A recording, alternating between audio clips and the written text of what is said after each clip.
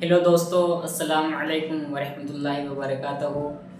मैं मुरसलीन आप लोगों का स्वागत करता हूँ, वेलकम करता हूँ, खैर मक़दम करता हूँ अपने प्यारे चैनल एमएन क्रिएटर एजुकेशन में। उम्मीद करता हूँ आप लोग खैर वाक़ियत से होंगे, अच्छे होंगे, तंदुरुस्त होंगे, स्वस्थ होंगे।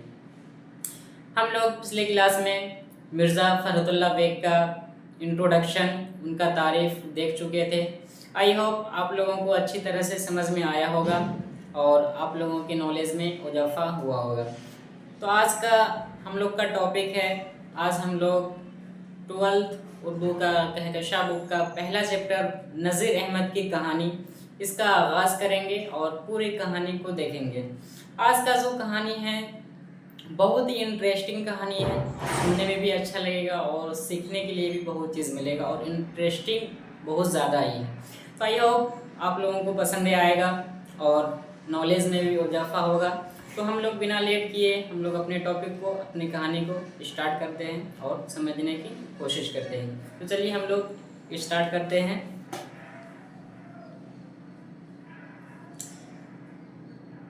कहानी का नाम है नज़ीर अहमद की कहानी।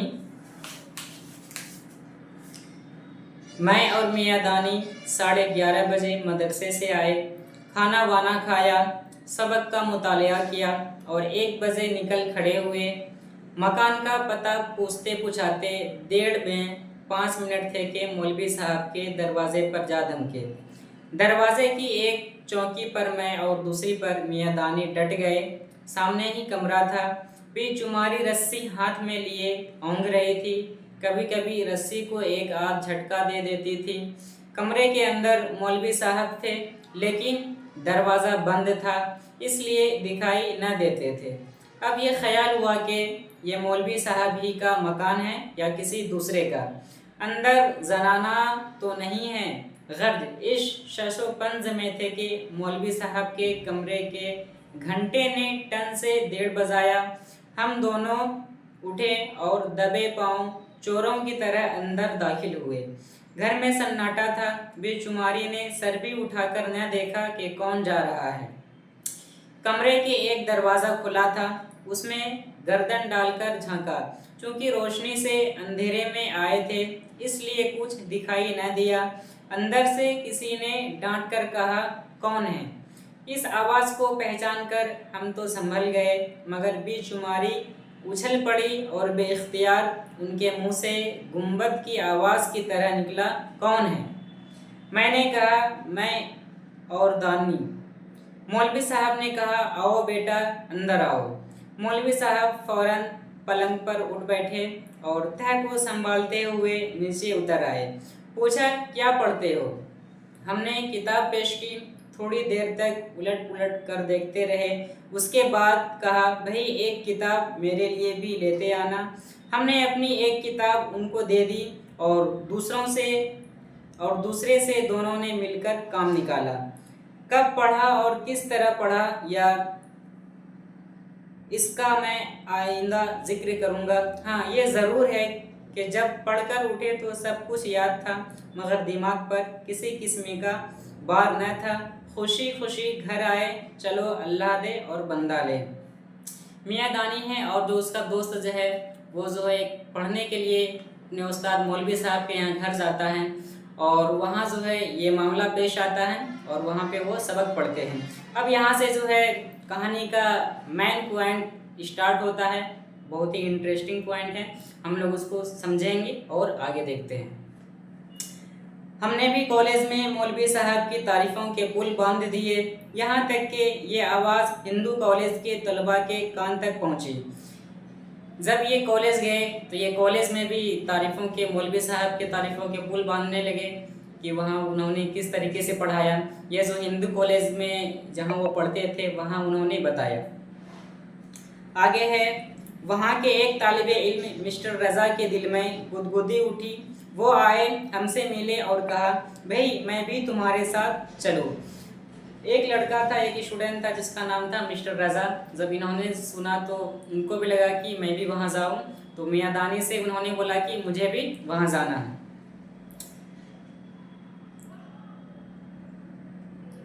तो मौलवी साहब इनकार, मिस्टर रज़ा बोलता है मैं भी तुम्हारे साथ चलूं। मौलवी साहब इनकार तो न करेंगे। हमने कहा चलो और ज़रूर चलो। मौलवी साहब का क्या बिगड़ता है, 2 को न पढ़ाया 3 को पढ़ाया। पहले वो 2 लोग जा रहे थे, अब ये भी जाता तो 3 को पढ़ा देता, उससे क्या दिक्कत था। उन्होंने कहा नहीं, पहले मौलवी साहब से पूछ लो। हमने कहा यार चलो भी, अगर उन्होंने कुछ कहा तो हमारा जिम्मा। मिस्टर रज़ा साहब वो बोल रहा था पहले मौलवी साहब से पूछ लो उसके बाद हम जाएंगे, लेकिन मियाँ दानी जो था वो बोल रहा था नहीं, हम लोग जो हैं हम लोग वहाँ बता देंगे, तुम चलो। तो आगे देखते हैं आगे क्या होता है। वो राजी न हुए और यही कहा कि पहले पूछ लो। इस अरसे में हमारी हिम्मत मौलवी साहब के सामने बहुत बढ़ गई थी। दूसरे दिन जाते ही रज़ा का जिक्र किया। उन्होंने कहा लेते क्यों ना आए। दूसरे दिन जब मियाँ दानी और उसका दोस्त जो है गया तो वहाँ बताया कि मिस्टर रज़ा बोल रहा था, आपकी इजाज़त चाह रहा था कि मैं भी जाऊँ। तो वो मौलवी साहब बोलने लगे कि उसे क्यों नहीं लेकर के आए, लेते आते। आगे है, हमने कहा वो ज़रा शर्मीले हैं, बगैर इजाज़त आना नहीं चाहते। उन्होंने कहा तालिबे इल्म शर्मिला हो और डूबा, खैर कल ज़रूर साथ लाना, ज़रा उनका भी रंग देख लूँ। शाम को वापसी के वक्त जाते जाते फराश खाने में हमने रज़ा को मौलवी साहब का इजाज़तनामा पहुंचा दिया और कह दिया कि भाई पूरे 1:30 बजे पहुंच जाना, वरना अंदर घुसने न मिलेगा।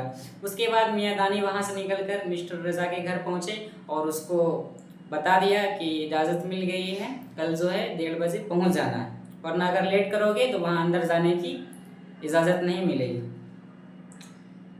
आगे है, दूसरे दिन जो हम पहुँचे तो वो पहले ही से दरवाजे पर ढही दिए बैठे थे। देखो मिस्टर रज़ा तो पहले पहुँच गया था, जब मियाँ दानी दूसरे दिन गया तो इनसे पहले जो है मिस्टर रज़ा दूसरे जगह से ढही मतलब किसी चीज़ में अड़कर खड़ा हुआ था वो पहले से ही। आगे देखते हैं हम लोग। ठीक 1:30 बजे हम अंदर दाखिल हुए।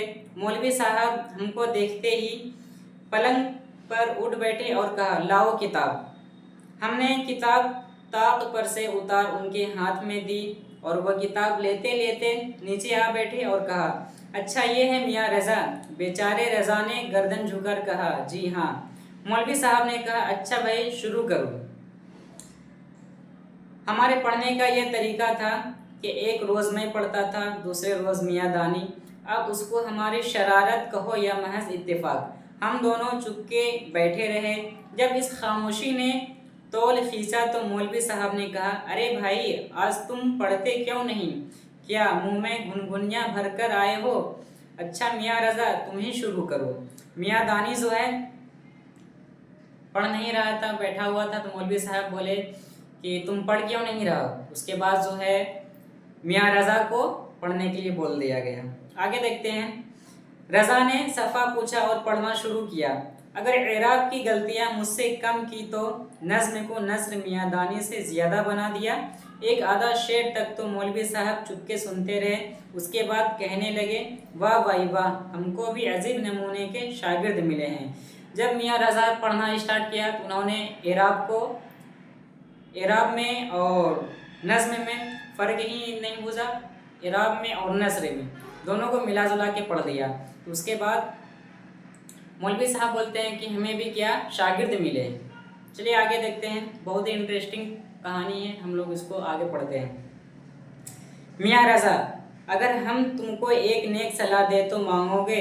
रज़ा ने निहायत शर्मीली आवाज़ में गर्दन झुका कर कहा बसरो चश्म। मौलवी साहब ने कहा देखो अपने वादे से फिर न जाना। उन्होंने कहा जी नहीं। मौलवी साहब ने कहा अच्छा तो मेरी सलाह ये है कि कल से तुम मेरे यहाँ न आना। देखो वाह भाई वाह, उनको से बोल दिया गया कि कल तो मेरे यहाँ मत आना। आगे देखते हैं। ये सुनकर वो बेचारे कुछ पसर मुर्दा से हो गए। मौलवी साहब ने कहा भाई रज़ा मैं नहीं कहता कि मेरे यहाँ आना ही छोड़ दो, मैं तुमको भी ज़रूर पढ़ाऊँगा, मगर तुम 10-15 रोज़ शाम के वक्त काली जान के यहाँ तालीम हो आया करो। मौलवी साहब फिर बोले कि ऐसा नहीं है कि तुमको मैं बोल रहा हूँ कि यहाँ मत आना, लेकिन तुम जो है अभी इराब में और नस्र में फ़र्क नहीं समझ रहे हो। एराब को और नस्र को सही से नहीं पढ़ रहे हो, इसलिए एक जगह था जहाँ नाम क्या था, काली जान के यहाँ तालीम हुआ करो। बोला कि पहले वहाँ 10 रोज़ पढ़ लो, 15 रोज़ पढ़ लो, वहाँ एराब और नस्र में फ़र्क समझ लो, उसके बाद जो यहाँ पढ़ने आना। तो आगे देखते हैं आगे क्या होता है। इतने दिनों के आने जाने में तुम्हारे कानों को नज़्म और नस्र का फ़र्क मालूम होने लगेगा। वहाँ पढ़ने के बाद जो पता चल जाएगा नज़्म और नस्र में क्या फ़र्क है। भाई मुझसे तो शेरों की गले पर छुरी फेरते देखा नहीं जाता। बेचारे मुतनब्बी को क्या खबर थी कि बताशों की गली में नज़ीर अहमद के कमरे में उसके अशआर मौलवी रज़ा साहब इस तरह हलाल करेंगे। बेचारे रज़ा के सर पर घड़ों पानी पड़ गया। खुदा खुदा करके सबक ख़त्म हुआ और हम सब रुखसत हुए वहाँ से। इसी तरह वो सबक ख़त्म करके उस दिन वहाँ से रुखसत हुए, वहाँ से चले। रास्ते में हमने उनको बहुत बनाया। दूसरे रोज़ से वो ऐसे गायब हुए कि फिर शक्ल ने दिखाई। उसके बाद जो है दूसरे दिन से मिस्टर रज़ा ऐसा गायब हुआ कि किसी को शक्ल ही नहीं दिखाया उस दिन के बाद से। आगे देखते हैं। अब कहानी का जो इंटरेस्ट जो है वो बढ़ते जाएगा और कहानी में लुत्फ़ आते जाएगा। चलिए हम लोग देखते हैं। मिस्टर रज़ा की हया का हाल तो सुन चुके, अब हमारी बेहयाई की दास्तान सुने। अब जो है मिस्टर रज़ा का हाल सुन चुका, अब वो अपने बारे में बता रहा है। मेरी सरफ़ो नहो बहुत कमज़ोर थी, और कमज़ोर क्यों न होती। शुरू किए हुए कई दिन हुए थे। इराब में हमेशा गलती करता था। नस्र को तो संभाल लेता था, मगर नज़्म में वक्त पड़ती थी। शेर खुद भी कहता था दूसरों के हज़ारों शेर याद थे, इसलिए शेर को तख्ती से गिरने न देता था। मियाँ दानी की हालत उसके बिल्कुल बरअक्स थी। बरअक्स माने उल्टा, बरखिलाफ।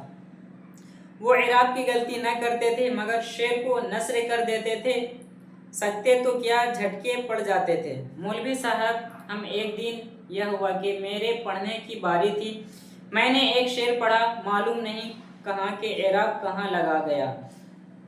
मौलवी साहब ने कहा क्या पढ़ा। मौलवी साहब ने कहा है क्या पढ़ा। मैं समझा कि एराब में कहीं गलती ज़रूर हुई।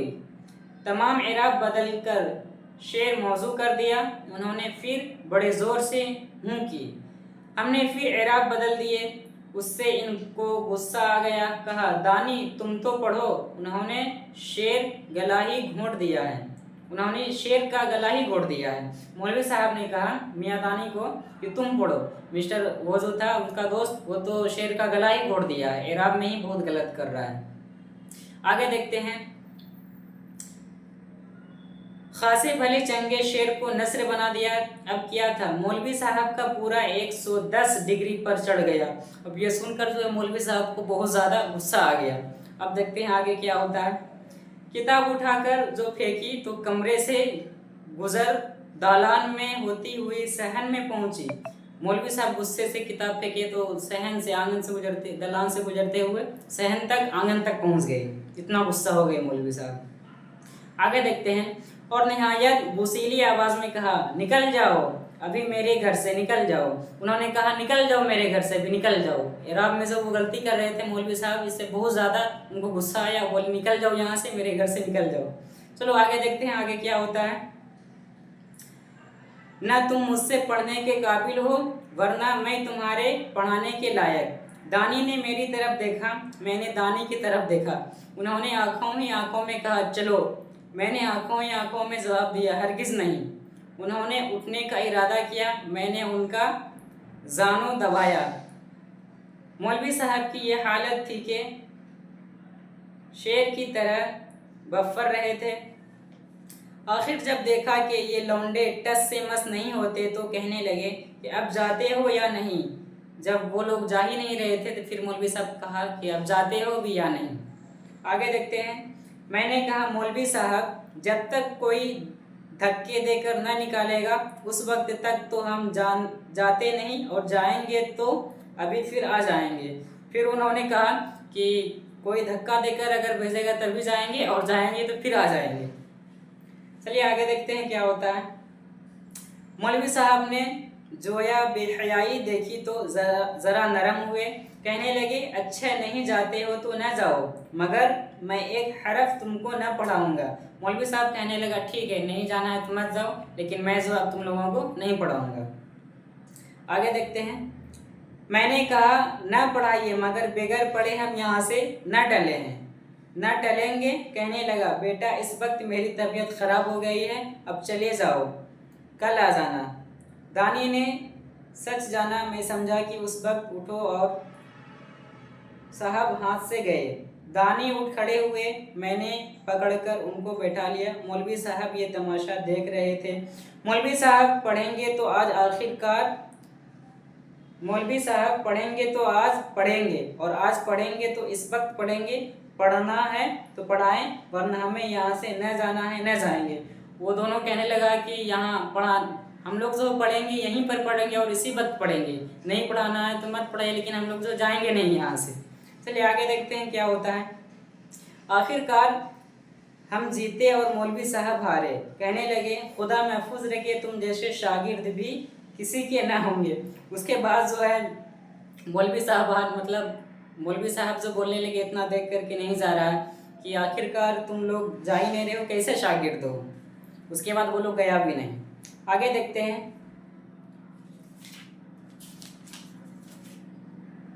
शागिर्द क्या हुए, उस्ताद के उस्ताद हो गए। अच्छा भाई मैं हारा मैं हारा। मौलवी साहब कहने लगे तुम लोग शागिर्द हो क्या, तुम लोग तो उस्ताद बन गए, चलो मैं हार गया। आगे देखते हैं। अच्छा खुदा के लिए किताब उठा लाओ और सबक पढ़कर मेरा पिंड छोड़ दो। उसके बाद मौलवी साहब के किताब जो बाहर फेंका गया था, बोला था कि किताब से उठा करके लाओ और सबक पढ़ो और मेरा पीछा छोड़ दो। आगे देखते हैं।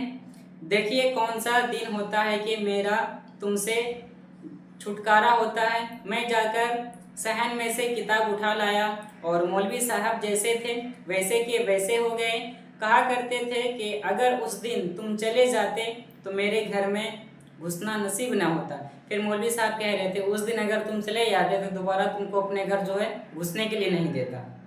चलिए आगे देखते हैं। मैं तुम्हारे शौक को आजमाता था, मगर तुमने मुझे ही आजमा डाला। खुदा ऐसा शागिर्द सबको नसीब करे। फिर मौलवी साहब जो कहने लगे मैं तुम्हारे को आजमा रहा था और तुमने अच्छा किया जो नहीं गए, और ऐसा शागिर्द जो है सबको मिले। ये कौन कहा, मौलवी साहब के। उसके बाद आगे कहते हैं बस अब लास्ट ही है टॉपिक, लास्ट ही कहानी है। फिर मौलवी साहब कहते हैं कि खुदा ऐसे शागिर्द सबको नसीब करे। आगे है ये बेहयाई नहीं है मियाँ, ये शौक है। इल्म का जिसको चस्का होता है वो बुरी और भली सभी कुछ सुनता है। बस शौक भाग निकलते हैं और शौकीन उस्ताद को दबा लेते हैं। तो यहाँ पे मौलवी साहब कहते हैं कि जो जिसको पढ़ने का शौक़ रहता है, इल्म हासिल करने का शौक़ रहता है, चाहे वो बुरी हो या अच्छी बात हो, सबको सुनते हैं और उसको अपने इल्म को, अपने लक्ष्य को, अपने टॉपिक को वो अपना हासिल करते हैं। तो ये था नज़ीर अहमद का कहानी। आई होप आप लोगों को ये कहानी बहुत ही अच्छा लगा होगा। मुझे तो बहुत ही अच्छा लगा, कहानी भी बहुत अच्छा था। आई होप आप लोगों को भी अच्छा लगा हो और आज का क्लास भी अच्छे से समझ में आया हो। आप लोग कमेंट करके ज़रूर बताएं। आप लोग कमेंट करके ज़रूर बताएं कि आज का कहानी आप लोगों को कैसा लगा, आज का क्लास कैसा लगा आज के लिए, और आप लोग इसको सही से ध्यान से सुने होंगे और समझे होंगे। और उम्मीद करता हूँ आप लोग को आज का क्लास अच्छा लगा हो। आज के लिए बस इतना ही। अल्लाह हाफिज़।